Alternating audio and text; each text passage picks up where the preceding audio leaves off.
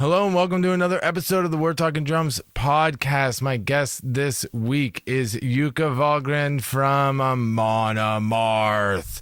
That's right, we got some Viking blood on the podcast. We had such an excellent time chatting. We're going to hop into this one, but before we do, just a reminder, we have a Patreon. If you want to support the podcast, then head over to patreon.com/We're Talking Drums today and check it out. You get all these episodes ad-free and early, and you know that you are supporting this podcast going further. So I appreciate all my Patreon members. Thank you very much. Also, we still have some shirts up if you want to buy them, and any new merch that will be printed in the near future will be up on Patreon first.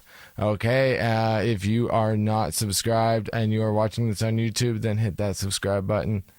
Would love to see it. Leave a comment below. All right, tell me your favorite part of this episode. How's that? Okay, cool, awesome.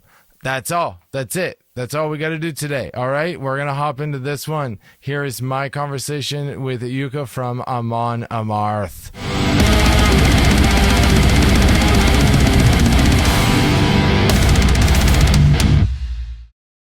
Jocke, welcome to the We're Talking Drums podcast. Thank you. It's a pleasure to sit down with you today. We just talked to Gene, and that was excellent. And now we're on to talk blast beats and double kick with you. So fuck yeah, that's it. Yeah. Gene had all these stories from the past, and now we're into like just blast beats, double kick. That's all we're talking about all day long. So yeah, it's perfect. Why don't we start from the beginning? When you first started playing drums, was there anything that drew you into the instrument over any other instruments? Was it just like a natural thing for you to get into playing drums, or did you have another instrument before you started? I did not have another instrument.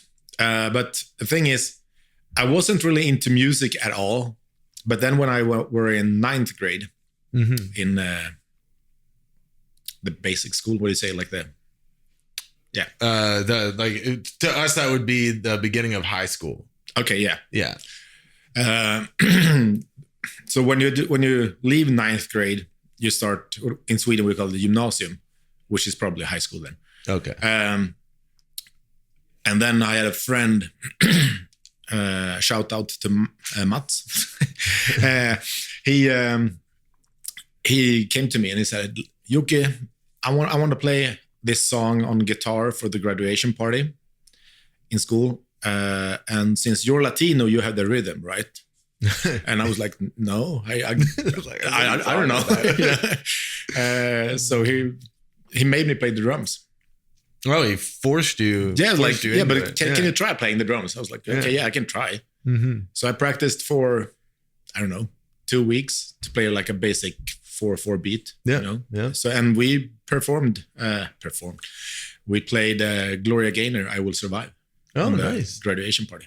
Yeah. So that's how I got into drums, I think. Yeah, and then you kind of just kept going from there. You enjoyed doing it so much. It was really fun. Yeah. Yeah. And the first thing you want to do when you start something, it's like take it to the most extreme you can without knowing too much, right? Right. Yeah. So I started just like doing fast fills all around the kit at school. And then I continued playing. And then my other friend, who was a singer in my previous band, he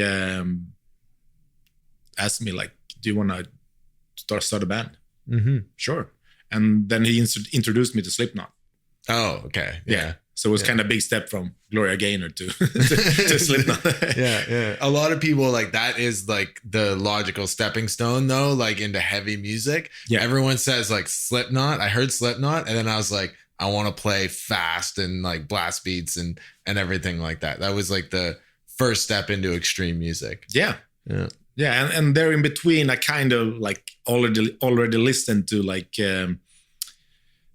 skate punk, NoFX, Pennywise. Yeah. Lagwagon, Millencolin, Blink, all those. Yeah. Less Than Jake? Never heard of. Never heard Less Than Jake. No. Oh, highly recommend. The Florida ska punk. Okay. So yeah, in the same like era as all those bands. Okay. Yeah. What happened to them? They're still around. Oh, they are. They're still doing stuff. Oh shit. Yeah. They play Warped Tour like every year. Oh. They're one of the Warped Tour legacy bands. Yeah. Yeah. Highly recommend. I'll give you a couple albums to check out. Yeah, please. From like the early 2000s. Yeah, please. Yeah. I would love to hear it. Yeah. Really, really good bands. Because I was the same way. I was NoFX and Rancid, and like Pennywise was my first club show I ever went to. Like high school, I was all like punk rock. And then my older brother introduced me to like Iron Maiden and Megadeth, and it just snowballed from there. All right. Right? Yeah, that makes sense. Yeah. So from hearing Slipknot, that made you kind of want to push harder on drums and learn all the fast double kick and everything that you're known for now. Yeah, pretty much. So I bought my own drum kit, and I bought a double pedal. I had no idea about brands or quality or settings or anything. I just like bring it from the store, put it up, and then just try to and just go nuts. Yeah. And my parents let me have the drums in our living room. Oh, so when I had free time from school or I came home from school, I just sat there and just blasted away. Yeah, they didn't regret their decision of the living room drum kit. I don't know. Yeah. Maybe. But they have always been very supportive in whatever I've done. Yeah. So, soccer and floorball and so on, and then music. So, yeah. So, yeah, they were like, okay, I guess this is it now. So, yeah. I guess buy a good set of earplugs. I don't know. Yeah. I didn't play much when they were at home. Just, okay. It was, because that's kind of. Yeah. Tried to be as respectful as possible, Since I was allowed to have them at home. Yeah. That's nice. I can't say I was the same. Oh, yeah? So, but we had like a kind of isolated room that was just for like band rehearsal where the drums were. Oh, okay. Right. So it dampened it a little bit, but still you could hear them through the whole house. Oh, but at least it wasn't super loud in the middle of the living room, Yeah. Yeah, but it was nice to have a dedicated room for it. Yeah, exactly. My brother was in the band. We both played in a band together. So we would have band practice there and everything. And as soon as we started doing that, my parents were like, okay. My dad helped us like do a double wall insulated room and everything. He's like, you're not doing this in the middle of the basement anymore. Like, this is too loud. Yeah. But if you're going to do this, then we're going to, make it okay for everybody. So yeah, it's nice. Yeah. Again, very, very supportive parents in everything that I've done. So yeah. We have that in common at least, and the punk rock. Yeah.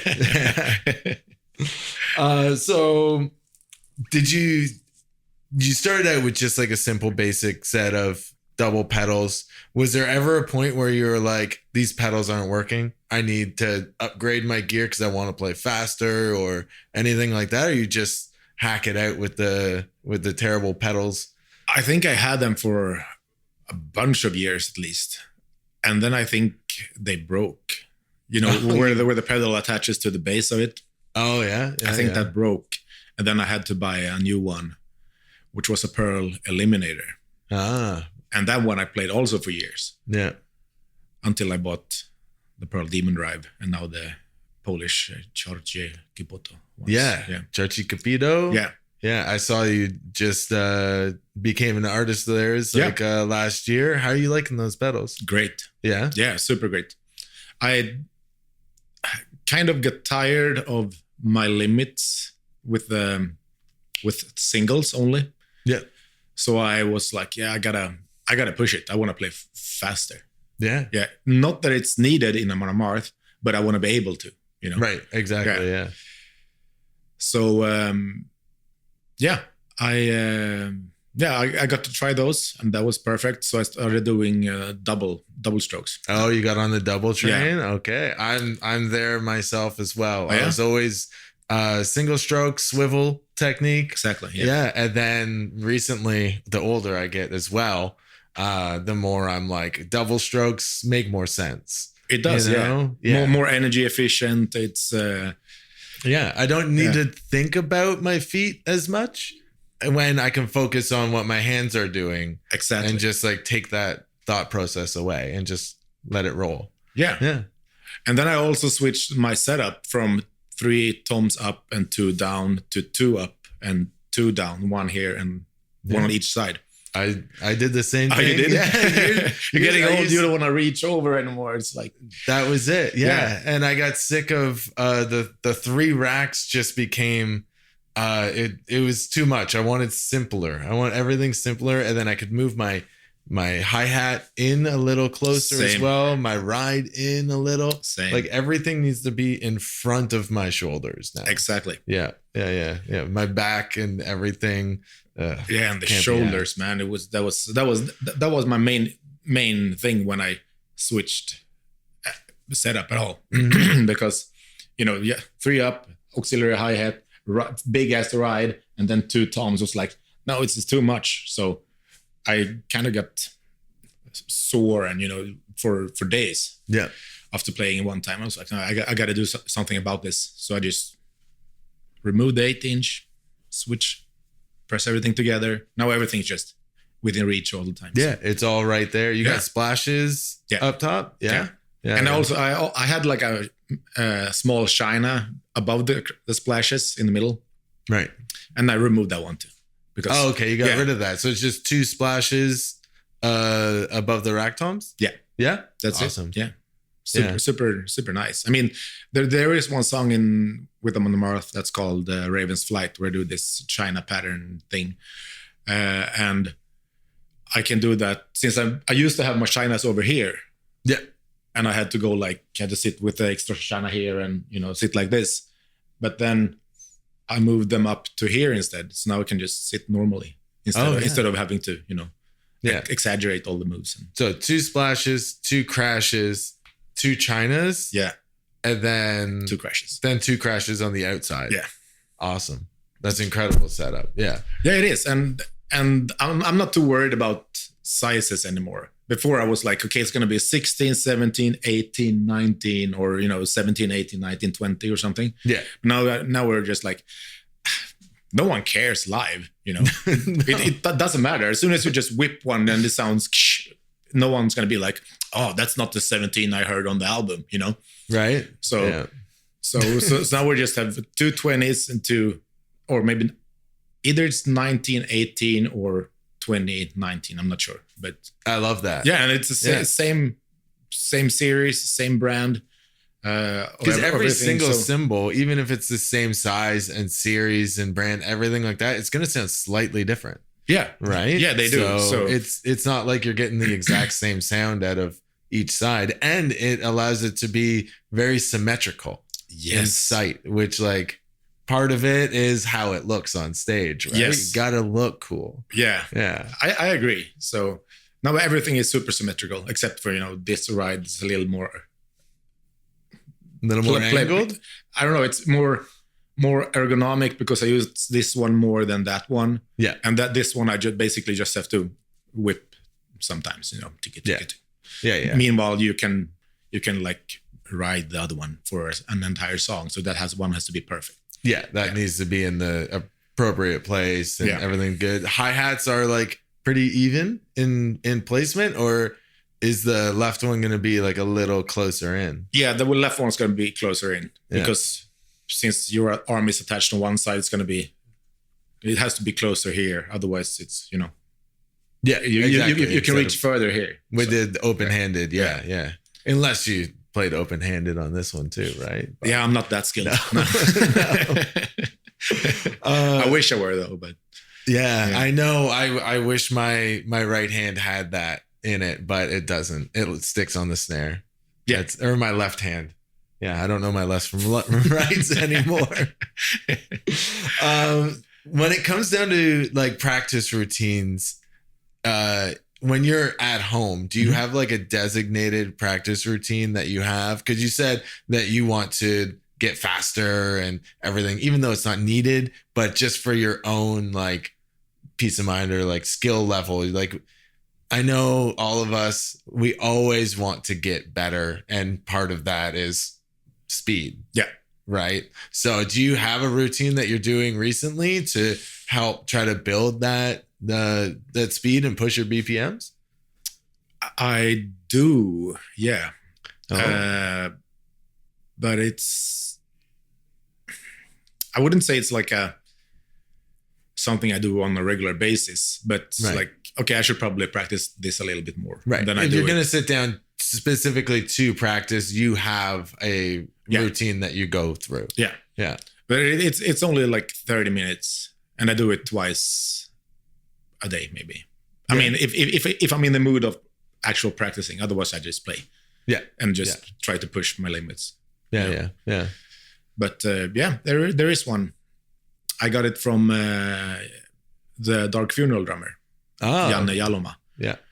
Because he was really involved in me getting to play the doubles. Mm-hmm. You know, how to set the pedals up, how to set the triggers up, how to set your kick drum up. I mean, I know how to set the pedal and kick drum up, right? But there's a lot that goes into dampening, especially to get the triggers right and so on. So we had a FaceTime calls, and he was like, yeah, try this. And then all of a sudden, it works. Yeah. And I showed him my technique, and he was like, yeah, maybe think a little bit more of this movement and this and this. And then I just took it from there. Yeah. Yeah. And then he showed me that for the hands, the practice routine as well. So it's, it's been a lot of help. Yeah. Yeah. That's awesome. It's always nice having somebody who's like efficient in something that you want to learn, and just having a call or a chat with them, and then like assessing your playing. Yeah. And then being able to be like, no, you're doing this wrong. Try this, and really, especially with the triggers setup. Did you always use triggers with Amon Amarth? Like, no, not really. No. Maybe the first 2 years we didn't use triggers at all. Right. But then, for songs where you do, let's say, Raise Your Horns, it's, that kind of pattern through the entire song. Mm-hmm. And you don't hit those 8 notes as hard or even, both of them. Right. At all times. So it was like, da-dun, like, da-dun, da-da, da-dun, da-da. Yeah. And I heard it from a YouTube video, and I was like, no, we can't have it like this. So then I implemented the triggers. And are you doing a blend of triggers and mic live? We did it before when I was doing the singles. All right. Now that you're doing doubles, it's just trigger? Just triggers, Yeah. Which is kind of sad, but since the kick drums are so muffled now, it doesn't make sense to have a microphone in there, because it's just... You're not getting much tone from that anyways, right? So, I mean, I'm just the drummer, right? So I really don't know. But our front of house guys said that he wanted one. I was like, no, what's the point? Right. Yeah. And he was like, yeah, maybe. And then so we just didn't. For all front of house guys always want a mic. I don't know. I'm not exactly sure why, but they're like, they always want to have a mic for some reason. Yeah, but in the end, they know how to present the band, So they do. I trust him with my life. With your life? No, with my sound. Let's say. Sound. Yes. Yeah. Every night. Bro. Yeah. Every single night. So. Yeah. He's great. He makes us sound really, really good. Yeah. That's you guys have always sounded. Every time I've seen you, sounded absolutely perfect. So no notes. So, what's your sound guy's name? Give him a shout out. Wes. If you hear this, Wes, shout out. Wes. And I know you, Wes. I've known Wes for a long time. He did a short run with old friends of mine in Battlecross. And then that's a couple of the times when it's probably well before you were in the band, actually, when I saw Amon Amarth, he would hook me up. So yeah, it's awesome. So hopefully I run into him tonight. Most likely. Shout out to Wes though. That's awesome. Honestly, okay. If he wants mics in it, then put the mics. Yeah, it's fine. I didn't realize he was still working with you guys. So that's awesome. Yeah. All right. So when you're getting ready for a show, I see you got a coffee there. You're a big fan of caffeine. I just like Yeah, maybe. I mean, big fan sounds exaggerated. Yeah, but, I know. But I'm a big fan of caffeine. Yeah, it's nice. Yeah, for sure. But it's like when you had a meal, I just had lunch. Right. So I like to have a coffee afterwards. It's just goes hand in hand, Yeah, and that's one thing I found in Europe and I guess Scandinavia and everything. Like that's just like how you do things. You just have a coffee after a meal. It's nice. Over here it's not really the same thing. No, we don't, like, not typically. It's not like customary, I guess, to have a coffee after a meal. I prefer it. Yeah. But I'll have a coffee at any time of the day. Okay. So even late. Oh, especially late. Oh, always. I sleep terribly. Yeah. Right. Yeah. I don't have a good grasp on my life, but I love caffeine. But coffee. But coffee is great. Yeah, Monsters. Like caffeine is wonderful. Do you find that you need a certain amount of coffee or caffeine before you hit the stage? No, not really. No, it's not like a big part of your day, like as far as alertness? No, not really. No. So my routine is on this tour. Well, pretty much every tour. We have dinner and then a coffee. And then there's a undistinct period of time. And then it's warm up. Yeah, and and 2 hours before the show, I do my mental warm up. Which is basically just me trying to find a dark room somewhere and lay down, have some music in my ears and visualize a good set, pretty much. Yeah. Kind of like a meditation period. Yeah. I guess. Yeah. Yeah. Yeah. Preparing your brain before you prepare your body. Yeah. Yeah. Wow. And then there is the physical warm up, which I used to do like for an hour. But then I realized that might be too much. Maybe overkill. Yeah. Because I don't want to get tired before the show. Right. So now I still do 1 hour, but I don't do it as efficient, let's say. Yeah. I do like 20 minutes. I take a break. I do maybe 20 minutes more, take a break. And then all of a sudden it's showtime, pretty much. Yeah. Yeah. So I dedicate 1 hour to warm up, but it's not 1 hour warm up. Of just straight like drills and everything. Right? Yeah, no, that's like playing a show before a show, and that's too much. Right. Yeah.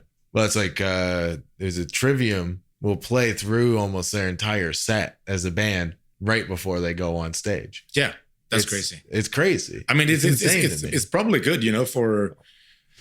I'm sure it is, but like. Yeah, but no.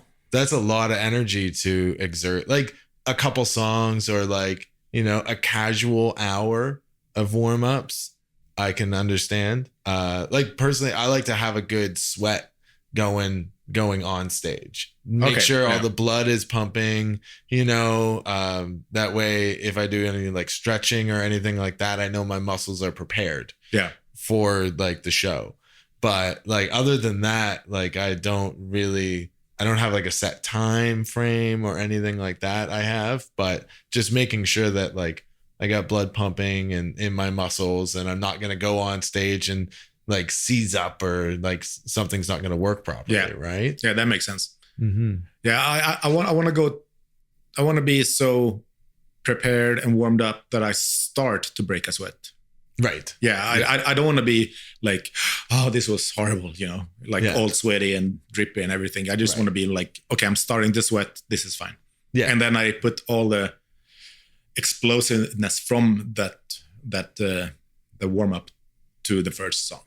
And then you're good to go pretty much. Exactly. Yeah. It's kind of like revving your engine. And then that way, as soon as you hit that first song, you're like ready to go. Yes. Right. Rather than the first song being kind of like your warm up and you're like, okay, you're just still getting into it and everything. You want to play start to finish the set, like full on. Right. Yeah, exactly. And the first two songs we have on this set is kind of chill songs. I mean, they're not slow or anything, but it's like, it's not they're not so hard or too fast. Yeah. It's not just straight double kick at like 190 the whole No, time. yeah, exactly. Yeah, that would be horrible. But no, it's like, I don't know how fast they are. Maybe like 125, 130 each. Yeah. And then it's just so but it's for a long time. So it's, you know, you get the sweat from there. Oh yeah. And then you can just accelerate. Yeah. Ramp into it. That's nice. It's nice that the set starts off like that and kind of a nice smooth transition into the extremely fast stuff. Because some of these songs, like the double kick does not stop. Yeah, it doesn't. No, it's relentless. I guess doing the double strokes now, it makes it a little easier. Yeah, but I'm still struggling with, you know, playing the slow doubles. Let's say 180, 190. 180, 190 is kind of like my range of when I switch to doubles. Yeah. Most of the stuff I play is like 2 to 210, that range. So it's nice, but then it'll drop down to like 180 and the doubles are hard at that tempo, right? Yeah, it is. Yeah. So once you hit like 190 to 200 is like a more comfortable speed for doubles. So yeah, that 180 is tough. Yeah, that's almost too slow for me. So on this set, we have 2 songs in 190. It's Word of the God and Twilight. And those songs, I do the doubles because that's just how I practiced it last year. Yeah. And it works. But then for Asator, which is 180, that's like the top of my limit for singles now. Yeah. And I can do it in 180, but so I switch around in that song for between singles and doubles. Yeah. Now, how have you set up your pedals to be okay for singles and doubles in that nature? Because a lot of guys be like, if you're doing doubles, you need to set them up this way and it won't work for anything else. That's what I've heard as well. And that's how I feel as well. But I set them up for doubles and now I just like fucking pedal through, you know, I just run in the spot for Asator. I saw a footage of that song like yesterday, I think, at the hotel, and it doesn't show them like panicking and running, you know. I do. Yeah. So I start with the singles, and then there's a part where it's like, I can implement the doubles, because when you start with the singles, it's hard to go to the doubles, you know, just like in the beat. Yeah. And I think it's like double kick for I don't know, 2 minutes straight. 2 minutes straight. Yeah, and then Jesus. And in there I was like, oh, maybe I should have started with doubles. You know, once you start, you're locked in. Yeah, that's it. Or you're gonna miss a beat. Yeah, there's no, like, you can do it, but there's gonna be a flub in there, and you got to live with that. Yeah, right. So yeah, that's funny that you're 2 minutes and you make your decision ahead of time when you start it. Yeah. And that always comes when the click track has started. You know, 1, 2, 3 for double singles. Okay, singles, and then you just go. Okay, awesome. Let's talk about your recording setup. You got a little studio at home. Here you're a bit of a recording gear nerd, if you will. What's your like setup as far as mics and interface of choice? Are you a Pro Tools guy? I'm a Cubase guy. Cubase. Okay. Yeah. I'll take that. You know, because for Pro Tools you need a subscription. I know, it's where most of my money goes. Yeah, is to Pro Tools.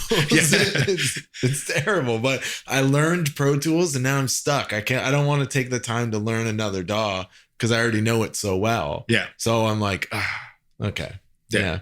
But Cubase, I'm a big fan of Cubase. I used Cubase back in the day. Cubase 4 specifically. Oh. Yeah, that was like the first DAW that I really used. Shit. Way back when. Yeah.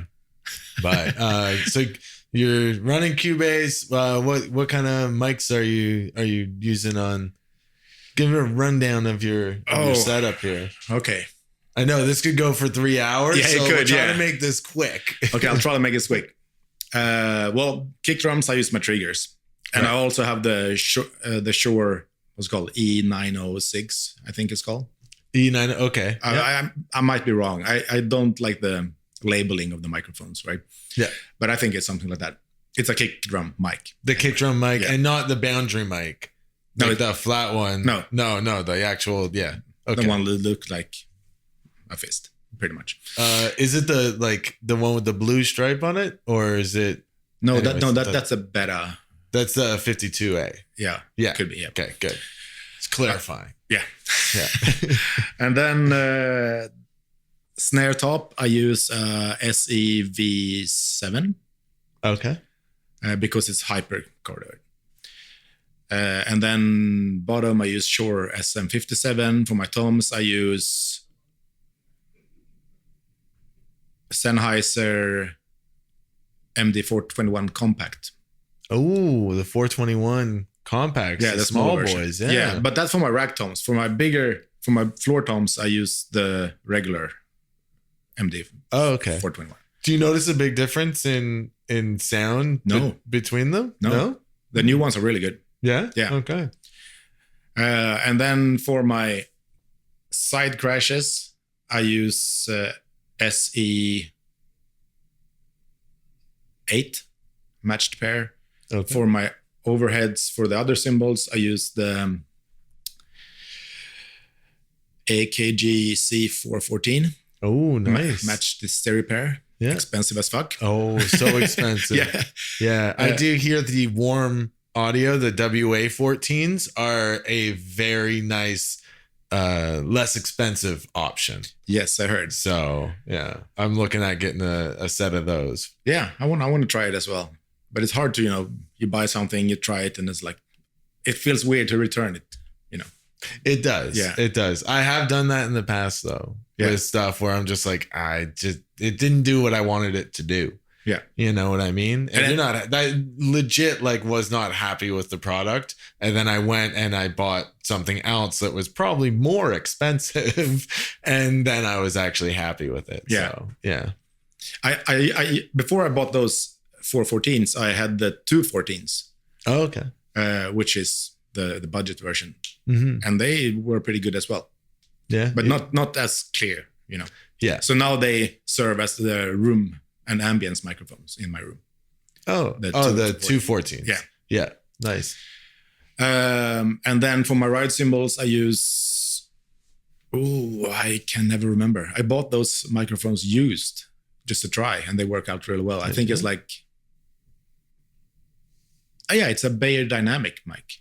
Oh, nice. Yeah, like a pencil condenser. Yeah. I cannot remember the name of the model. No, but it's really nice. And then for splashes, I use could be the Audix ADX51 maybe, or something similar. Nice. Yeah. Audix. Yeah, you got to you didn't stick with one company. It's just you got mishmash of every different type of company's mics in there. Yeah. I when I started recording back in 2016, I did all Audix, everything through and through. Yeah. Yeah. And then I somehow got my hands on the SM57, and then I was like, maybe other brands works well as well. Yeah. And by then I used the Audix Micro D for toms, the small gooseneck microphones they have. Yeah. And they worked really well. Oh, yeah? Yeah. I don't think I've ever tried those. So. Yeah. It's super nice. Clip-ons. Yeah. I use the Sennheiser E604s. Yeah. They're good. Yeah. I used to have the 904s, which I think I prefer the sound of them better. But the 604s I use them live and then sometimes in the studio as well. And they just they're so durable. Yeah. And if anything happens, I need to replace it. It's not, not crazy expensive. Yeah. And so, they're available everywhere. They're available everywhere. Yeah. So I found a deal where it's 3 for whatever price. It was so dirt cheap. So I just ended up buying 6 of them and I just keep them there. Yeah. And then take them on the road. And if anything happens, I'm not, mad about it. Right. Because I do tend to smash my mics every now and again. Yeah. I'm not, as we all do. Yeah, we're not perfect up there, so we try our best. Yeah. But yeah, awesome. Oh yeah, interface. I use the PreSonus. I love that one. That one's my favorite. Oh shit, I forgot what it's called. I don't know if I can help with that one, but it's a PreSonus. Whatever the model is, it is. PreSonus makes great. Called like not Digimax or no, not Digimax. That was not like Fire Studio. I have like 3 PreSonus interfaces that are all outdated, just like in boxes in my studio. I can't use anymore. So yeah, they're just like they stopped working, like because they're from like 2006. Okay, so, yeah. Well, but you don't throw them away, right? No, you keep them. For some reason, in the original boxes, they're not worth anything. Like I've been planning on trying to figure out how to use the preamps, but now I use the Focusrite Claret as my main interface, and then I have an Octo Pre, so I have 16 channels there, and I also have a Scarlett 18920 that I can patch in there too if I need it. Like I got plenty of preamps. I don't need these other ones kicking around at all, but they're there taking up space. It's the same with returning stuff. It's hard to get rid of them in any way, I think. Yeah. I still have my own Focusrite Liquid Sapphire lying around. Yeah. Yeah. For no reason. And it's a big fucking, I think it's like 4U or something. Oh yeah. Rack unit. Yeah. And it's, just takes space, but you can't throw it away. And we claim not to be hoarders, which I don't think it's hoarding, but more like if something else breaks, then I can replace it with this old thing so it works, So, right. So my setup works. So you can just like keep doing whatever you're doing while you figure out a proper replacement of what you want to go. Yeah. And exactly. That's just called being smart. Yeah. You're a forward thinker. Exactly. Yeah. If something breaks, it's the same with backup sticks, live. You need a backup sticks if you drop one. So yeah. It's the exact same thing. Yes. The exact same. Okay, we're gonna wrap this up a little bit here because I know you got a busy day. No, you don't have a busy day. No, I don't. We can talk for hours. Yeah, sure. I'm good. Okay, we'll do this. We'll keep talking drums. I'm gonna have to play a show at one point, but at some point we'll let you go to play the show. But until then, or I guess until warm-ups happen. Yeah. No dinner. Yeah. Well, we'll bring a pad in here and you can just do warm-ups while we talk. All right? Yeah, it's fine. We'll do an 8-hour podcast. But I do actually have my warm-up kit in the hallway here in the case. Oh, we'll just move everything out there then. We're done. Yeah. Done. Easy. Watch me set it up. Yeah. Super fun. Yeah, perfect. All right, let's talk blast beats then. Mm-hmm. What's your favorite type of blast beat to play? The fast one. The fast one. No, I hate like putting labels on things. People say like, oh yeah, you do this, then it's called that. If you do this, which is pretty much the same, then you do that. But I don't know, the traditional one, hand foot, or Euro blast, as people call it. Maybe, yeah. And then I like the bomb blast too. That's nice. But I prefer to do it like not simultaneously, but that one. But only on my left side. On my right side, I prefer to do the bomb. Yeah. One. I don't know why, but it feels weird to do 8 notes on the hi-hat with it. Yeah. Like I want to count it out halftime. Yeah. Right? And then be doing accents. Exactly. It's more about accenting on other cymbals and everything with that hand. So I agree because it feels more like a rhythm. Exactly. Sort of. Yeah. Yeah. You're putting a groove to your blast beat. Exactly. Yeah. Yeah. Like a small flavor. Yeah. Right. It's not just intensity. It's intense, with a little bit of spice. Exactly. Yeah. Yeah. So when I warm up, I normally practice. Well, warm up isn't practice. Warm up is warm up, right? But when I warm up, I I play mostly blast beats. Yeah. And unnecessarily fast. Oh, yeah? Yeah, because it's fun and you get sweaty. Yeah, exactly. Well, that's it. When I'm warming up, it's just play as fast as I can go, as many hits as I can do, right? Yeah. Because you get warmed up faster. So why not do that? Yeah. I mean, you probably should start slow and, go upwards in speed. No. Right. Yeah, Into it. Yeah, that's it. Fucking blast away. Yeah. Just pull a muscle in my arm right away. Trying to warm up. Yeah. And then worth it. Yeah. And then you try to play. Worth it. Yeah. No, it's some people, as other bands play like songs when they warm up.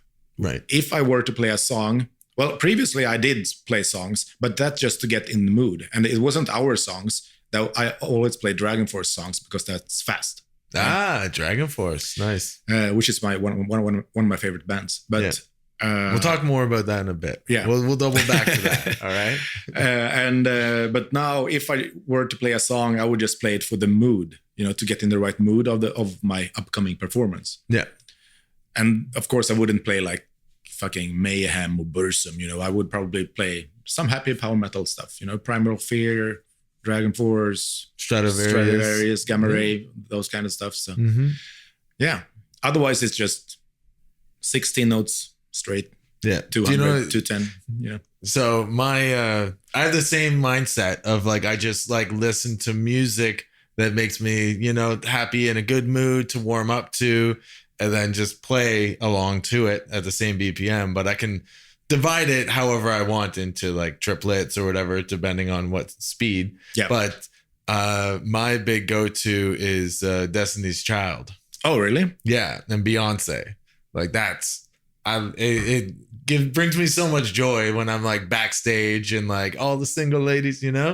It's great. It's great. It puts everybody in a good mood too, like, so that's my go-to. Wow. Yeah. I highly recommend Destiny's Child. Just go to the Spotify, hit play on number 1 and go through. I think once you get to Survivor, you're pretty good. So yeah. Oh, that's awesome. Yeah. I like early 2000s like pop music, Yeah. Great. That's great. Yeah. Yeah. It's like that. That is great. Yeah. That's to each his own. Whatever makes you feel happy, right? Yeah. And sometimes when I'm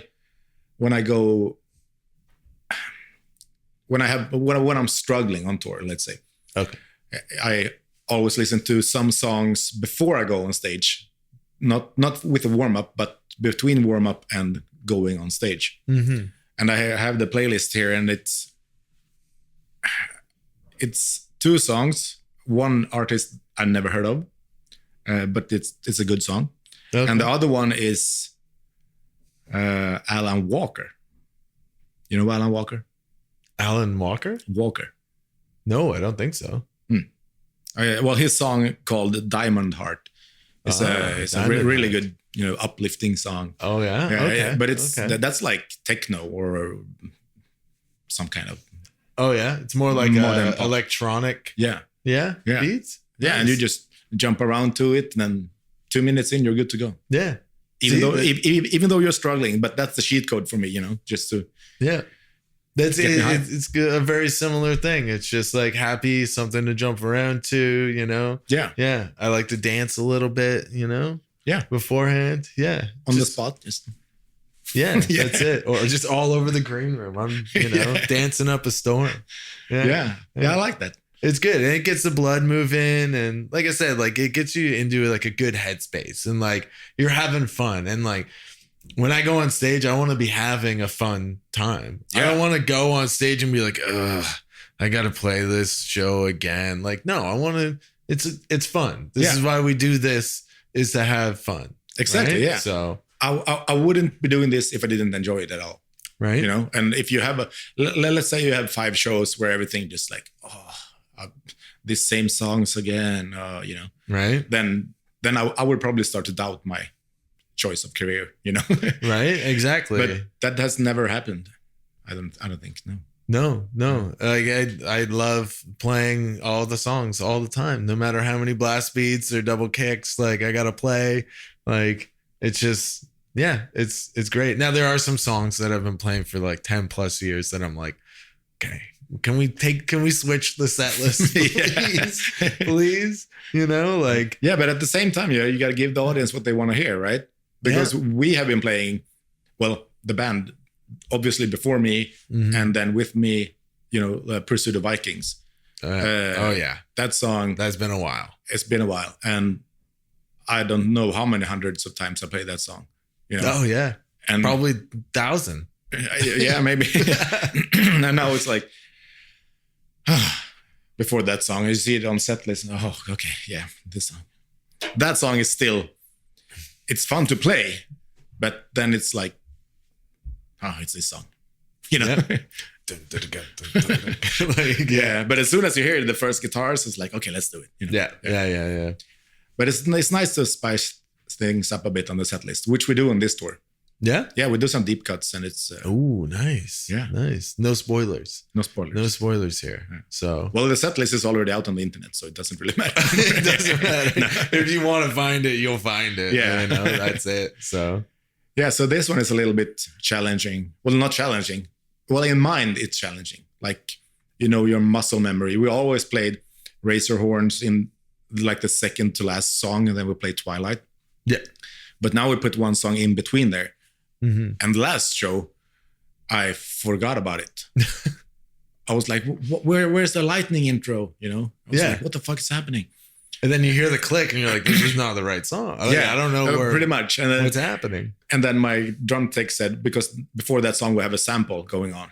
Yeah. And he was like, should I start a sample now? I was like, yeah, sure, go ahead. It's a long intro. And then he started, and I was like, oh, shit. It's this song. Oh, shit, and then just back climb back on the drum riser, and then I kind of fucked it up. But yeah. Oh well. Because my mind was so set to Twilight. Yeah, we were gonna play Twilight. Yeah, and then that song happened, and I was like, oh shit. Okay. Yeah, just scrambled. Yeah, exactly. Yeah. But then once you get into it, you're okay. Yeah, it's fine. Yeah, but it's the first seconds. In my mind, I'm so used to playing 110 BPMs for Razor Horns, and then we go to 191 for Twilight. Big jump. Yeah, and but then that one comes in between at 175, and I was like, where is the remaining fucking BPMs? It should be faster. Yeah. You're so used to it because this is the first time in 10 years for me with the band that we didn't play Twilight after Razor Horns. Oh wow! Yeah, it's the first time. Yeah. Wow. So you're conditioned to just play it. Muscle memory. Dictates that is what should happen after. That should happen. Yeah. And now it's just. They're fucking with you, man. Yeah. I don't like it. I don't like it. And I always have my set list on the floor down next to me with a little, bendy light so I can actually see the set list. Yeah. And that light it wasn't charged. So I turned it on, and next time I looked, it was pitch black, Okay, fuck. So I turned it on again, 6 times during the show. No. Yeah. And then I realized, oh, it's not charged. It's not charged. Yeah. You need to charge okay. it. Yeah. So otherwise I might have been reminded that this song would, happen in between. But so you got to make sure your light is charged. I'm going to tell my drum tech today. Drum tech. Yeah. Get on it. Yeah. Do you play with fans on stage to cool you down? Oh, I thought you meant fans of the band. I'm sure there will be plenty of fans coming out to the show. I'm not worried about that. To blow air at you to cool you down. No. I tried it, but first I tried it just to have a one here blowing to my body.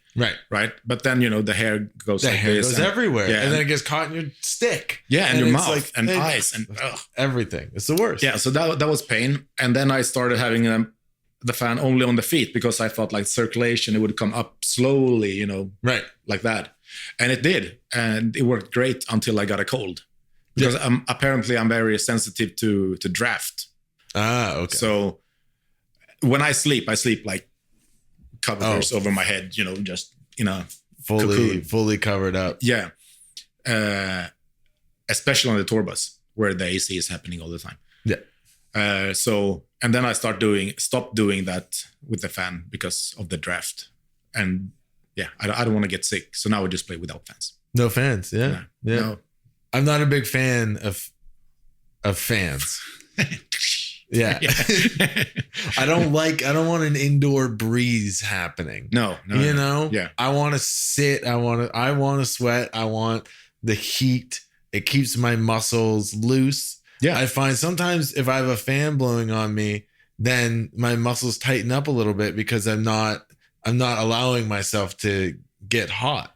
Yeah. Right. Just heat up. And I want that, which is a reason why I like to warm up and get just break a sweat beforehand, because it keeps your muscles loose. Yeah. Right. That's the whole point of warming up. Yeah, exactly. I don't want to stay warm, There's only been like a handful of times where it's like just the venue's been so insanely hot, no AC, no nothing. And it's just like middle of the summer in Arizona or something. Yeah. Where I'm just like, okay, like maybe a little something here, but mainly it's just hydration though.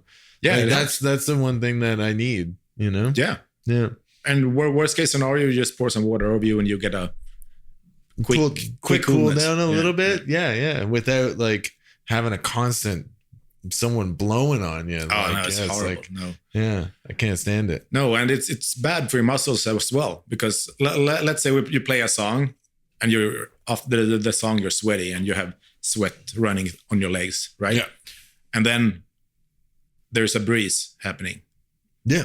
That's going to be bad for your muscles. I think like hot, cold, hot, cold, hot, cold. Exactly. Yeah. That's how I think about it too. Yeah. I don't want that. No. Yeah. I don't want I get super sweaty shoes too. So it's like, I sweat like crazy, but I started wearing pants on stage. Wait, you start wearing? No, I used to wear shorts. All right. Oh, okay. That makes shorts. sense. Yeah. So the sweat would like be able to drip down, right? But All right. now I wear like full pants. Mm. So that way the sweat just absorbs into the pants and it doesn't like get on my pedals or drip anywhere. Right. Because that was a big thing that I had, that my pedals would get slippery with sweat sometimes. Right. Yeah. That's hard to play. Yeah. And you're as far as drum shoes go, you use the Vratum. Is that how you pronounce it? Is that correct? I think so. I don't know. Okay. I never have any idea how to pronounce some of these. It's like the Charchi Capitos. Like I got that right once and I'm like, okay, that's how you use Charchi Capito. Yeah. Yes, that's right. But Vratum, you use those shoes live still? No, I haven't used them for 3 years. Oh wow! Well, I am wrong. I'm outdated then. Yeah, but I used to. So yeah, it's all correct. But since I started doing doubles, which I tried 2 years, which I tried 2 years ago and got really into like 1 year ago only. Yeah, I use socks only. Socks only, no shoes anymore. No. Interesting. Yeah, I mean, just to get the better feel for the second stroke. Yeah, and that's what I've heard. I can't do it. I can't go back to doing no shoes. I just use like a very like thin pair of Vans. Mm-hmm. So there's not very much sole or anything. I can still feel the pedal. But I can't do it because like I still want to be able to play single strokes. Yeah, and I can't do that in socks. Do you find like it's very difficult, which is why I guess you're stomping on the parts that you do singles? Yeah, it's really hard with socks, I think. Yeah, it's very, very difficult. Yeah. Have you thought about using grip tape on your pedals or anything like that? I tried it back in the days. I tried it back then too. I haven't tried it since I started doing doubles. So no, I feel like I'm gonna wear my socks out or feet. Or feet. Yeah. If the socks breaks and then you still have to play a show and you have grip tape, it's like, what can you do? Well, you got to keep on playing and then you have no soul anymore. It's just gone. The sole of your foot is gone. And blood everywhere. Right. Yeah. I think grip tape is like for shoes only. Yeah, I don't think any of the guys that do socks use grip on their stuff, but shoes definitely. Yeah. Do you the Churchy Capitos, do they have like a block that raises up the pedal at the back? No. No. Well, It's raised like a little. Yeah, it is. bit, Yeah. right. Yeah, by default it is. But then you can always buy the extra ones. Have you seen those? No. I think there is a company which I cannot remember. The name Is of. it ACD or Yeah, maybe, yeah. ACD Unlimited? Yeah, maybe. That do the Darwin pedals, Yeah, right? those are the guys. Yeah, I yeah. have seen that they make those heel. The heel blocks. risers. Yeah. But I've never tried it, and I feel like I don't wanna go there. Yeah. I mean, it might be good. I don't know, but I don't see no reason right now. I can play doubles for like $250 anyways, so it's fine. Yeah. Yeah. If you're good with it. The one thing I did was I saw this kid plays for the band Distant. His name's Renee. Mm-hmm. And he started selling these riser pads. So it's just like a thick piece of foam. Mm-hmm. It's like an inch thick, and it goes underneath the back of the heel plate. Mm-hmm. So it just raises up the back, so that way you have something to kind of Bounce off. Mm-hmm. So it's kind of like the way he describes it too is like gravity blasting, but with your feet, right? Ah, right. Oh yeah, the Exactly. rim shot works. The rim Yeah. shot, but you're doing that with your foot on the pedal, right? So having it That makes raised sense. up allows you to have more of like a rim to kind of like feed off of, right? So he sells these little things. I saw that and I went to one of my cases and just cut out some foam and put it under. I'm like, perfect, it works, done. And so the back of my heel plates lifted up an extra like maybe 3/4 of an inch, and just to give that little extra bit of feel to it. And I think it helped. My doubles are definitely a lot tighter now. Okay. So yeah. But if you're ripping at 250 no problem, then yeah, you're good to go. Yeah, but it's sometimes it feel like I have to like use a different kind of force to do it rather than playing in 210, let's say. Yeah. But maybe it's worth looking into. But I never use that kind of speed live at all. No. The Not only yet. not yet. Yeah. All right. So you got lots more albums to do. Yeah. All right. Yeah. The only time I play faster than 195 in this band, well, we have like 3 songs over 200 BPMs, but is in the second song of today called Shield Wall, and I just do bursts in from 130, and then you go like 30-second notes. Oh, okay. So that's going to be like 260. 260. Yeah, Yeah. I mean But it's real very- fast, stuff Yeah. like that. So Yeah. So it's just like a little like trill in there, and and that's actually the reason I started with doubles, because I recorded it in singles, but that was back in 18, and I was in much better shape by then. yeah.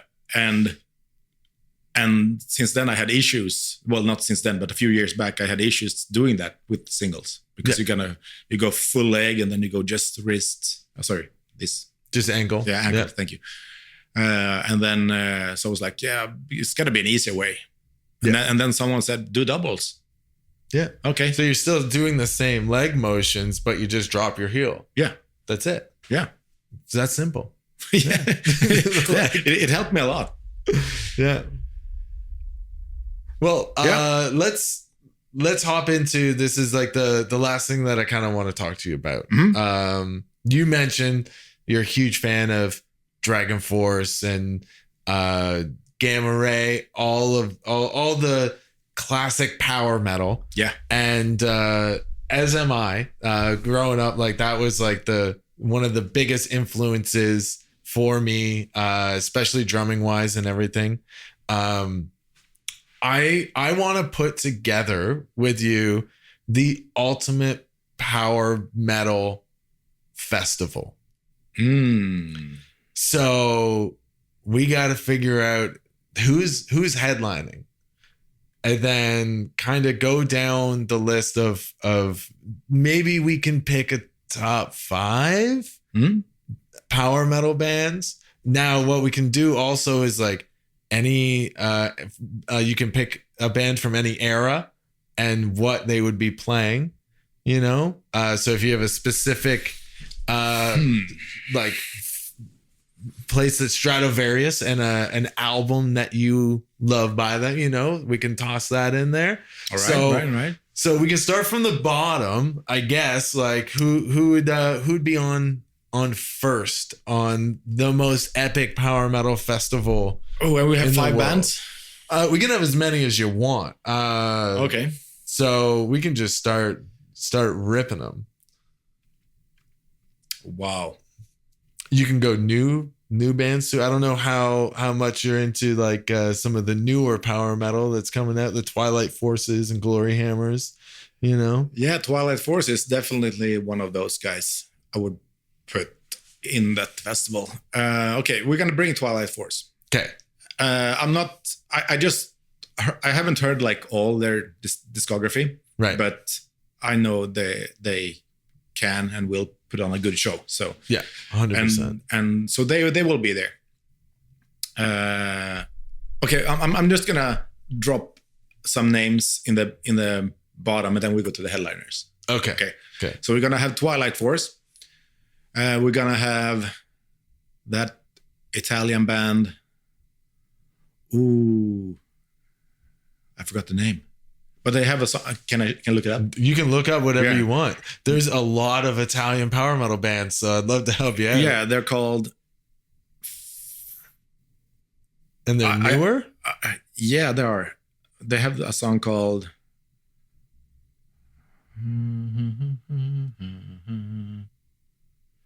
Fuck. Like a something thousand suns or something. It's not Windrose. Are they Italian? Yeah, they're Italian. Yeah. Can you look that up, Rusty? I forgot. I got a producer. I can tell you to look stuff up. Yeah. But they are Italian. Windrose. Yes. Yeah. I know the drummer Federico. Yeah. Okay. Skeleton.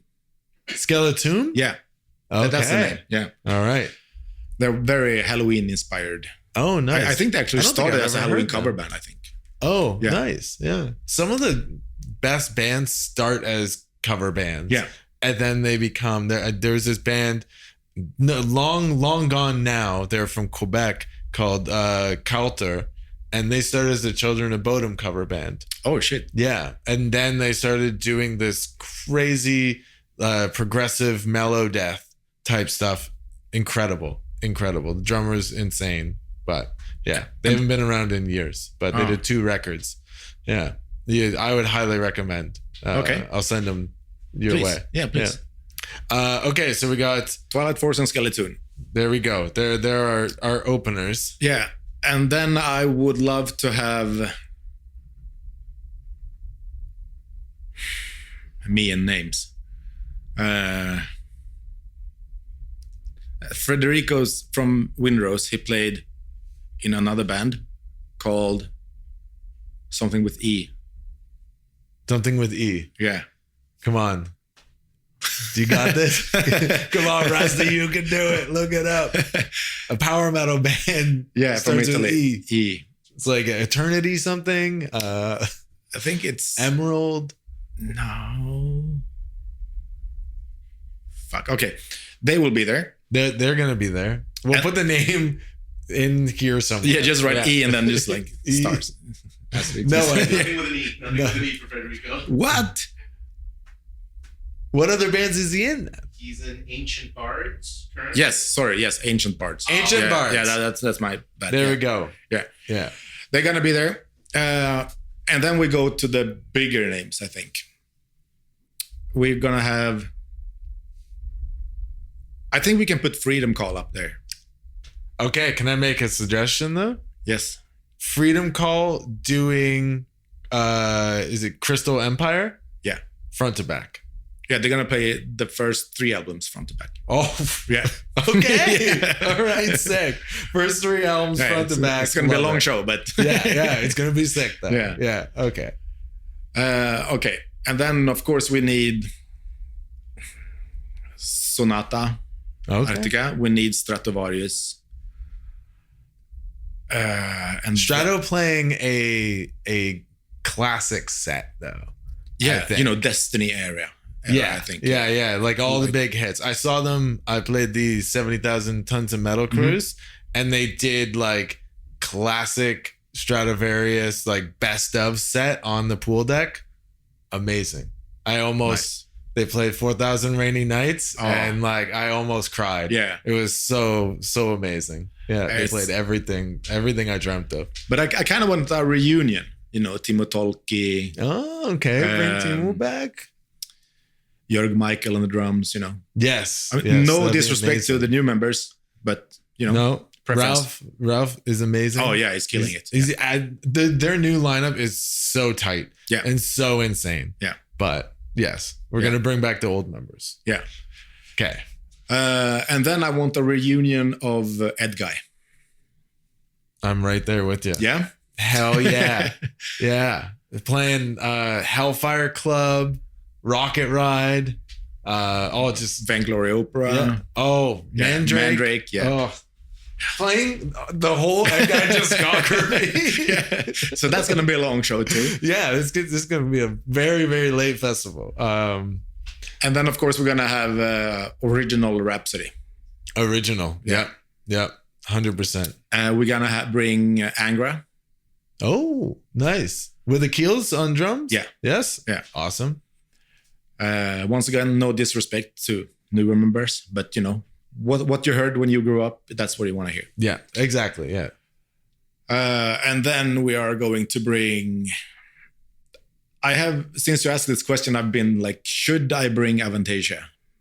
If we have Ed Guy, are you going to do Avantasia as well? Yeah, okay. But that's going to be a long day because Avantasia is going to have to play Metal Opera Part 1 and 2. And 2, yeah. Yeah. So Toby's going to have a very long day. Don't worry. You will be paid handsomely. It's fine. Yeah. Yeah. No, this is actually going to be free, this festival. Oh, yeah. It's for the fans. Yes. Yeah. For us. Actually, we are the only people in the audience as well for this. We just us in lawn chairs. Yeah. That's it. Yeah, that's nobody it. Yeah. else. Private show. Yeah. Of course, we're going to bring Halloween. Got to. You got to. Are we doing the Halloween United that has all the vocalists? Kai's back, or are we going old school or just Andy Dara's era? Dude, I don't know. It's a tough one because they have so many great songs spanning over their entire existence, right? And whatever they do just sounds good, But I want to see at one point Uli Kush behind the drums. Right. Okay. Yeah. That's the only thing. No, because I want Kiske there too. Yes, Kiske has to be there. I think the songs that the person sang on the record should be present to sing those songs. Yes, exactly. Whoever played or sang will be performing that song live. Exactly. Yeah. Yes.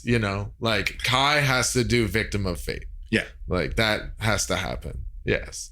But yeah. So it's going to be really expensive for us to arrange this. 100%. No, everyone's doing it for free. It's great. It's great. Okay. Yeah. No worries. Yeah. Dollar signs, they don't matter. Yeah. Yeah. Okay. And then we have to bring, of course, one of my all-time favorites, Gamma Ray. Of course. Well, Kai's already going to be there with Halloween, so it's perfect. Yes, it is. Yes. Yeah. Wait. We also have to bring Master Plan. Master Plan. Okay. Yeah. Well, yeah. And then I probably won't last any longer. Watching all of these bands. All that is a lot. Yeah. The only thing that I would add to this is Nocturnal Rites. Yeah. Playing the Sacred Talisman front to back. I'm down. I'm down. With the original vocalist. Yeah. That is like with the lineup from that album.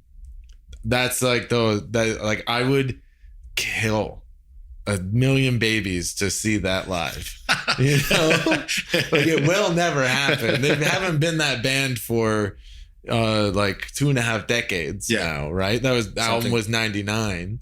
And you know, and then was it Shadowland was the next record? Yeah, I think so. Yeah. And I think that was 2001. It was like right after that. And it was a completely different sound. It was 2001 or 2002. It wasn't very long. No. It wasn't very long after that. And it's like completely different sound. Yeah. Right? But Shadowland is an incredible album. Oh, all the albums after that, like, yes, incredible. Was it Great World Messiah? Yeah. Was the after Shadowland? Phenomenal record. Yeah. But nothing as far as like power metal goes. Sacred Talisman is one of my favorite records of all time. It is perfect front to back. Everything about it. Is that the first album? Second? Second. I think the first one is... No, that's a ring. What's it called? Something with rings, right? I think the first one was like a tale of something, maybe. It has In a Time of Blood and Fire, that song on it, the first record. But I think Sacred Talisman is the what's the name of the Sacred first? Talisman is the first album. No, there's an album before that. That's your first album. Nocturnal Rites, right? In '99. I swear there's an album before that. There's nothing before that. There's dead air. There's dead air. I was trying to figure it out.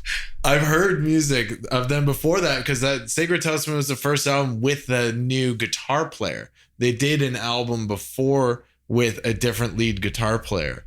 And then you can tell the solos are pretty meh. And then Sacred Talisman comes in and it's still the same formula and sound, but the guitar solos are ripping. Tales of Mystery and Imagination. It was showing me that as 2005 because of the re-release. Okay, yeah. It was showing me 2005 album. I knew it was a tale of something. Yeah. All right. Well, this has been this is gonna be the fucking killer power metal festival. Yeah. I'm so glad we did this. I'm looking forward to seeing Kai Hansen play in 3 different bands that day. Yeah, it's gonna be amazing. Yeah. I want like a mid gamma ray set, you know? Like up until A New World Order, you know? Yeah, because I love that record. And I don't know how early we want to go. Do we pull out? Is Primal Fear not going to be on this? Because we need some sheepers. Yeah, we do. Yeah. We need sheepers. We need sheepers for Elf. And then he can do some songs with Gamma Ray as well. Yeah. You know, for shits and gigs. Yeah. Primal Fear. You're on it. You're on it. You're somewhere in the middle. Yeah. Somewhere in the middle there. I love Primal Fear, so that's great. And sheepers fucking rules. The new album is amazing. Yeah. Yeah. I don't think they've released a bad album. Wait. We're gonna have to add another small band to the roster. Rooster is the chicken, right? Yeah. Yeah. Okay. And that's a Norwegian band called Legend of Valley Doom. Ooh, I've never heard them. It's like, imagine Avantasia. Yes. When he just had guest musicians all the time, right? He had a solid band and a different vocalist. It's the same. And this guy, Marius Danielsen, he has somehow gotten a lot of big names on that album, on those albums. Yeah. And it sounds amazing.